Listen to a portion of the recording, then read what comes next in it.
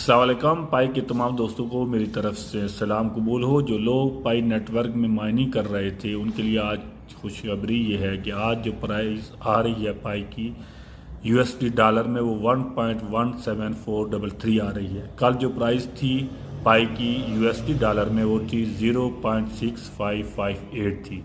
तो it means कि आज जो प्राइस जा रही है पाई की वो ऊपर जा रही है। और जिन लोगों ने अभी तक अपने पाई सेल नहीं किए हैं या कल जिन लोगों ने बहुत जल्दी की थी और अपने से पाई को मार्केट में सेल कर दिया था, आज वो ये देखकर शायद उनको दुख होगा, तकलीफ़ होगी कि जो लोग 5 से 6 साल से पाई को माइनिंग कर रहे हैं और आज प्राइस जो पाई की ऊपर जा रही है। तो यही समझता हूँ कि प्राइस जो पाई की है वो मज़ीद ऊपर जाएगी।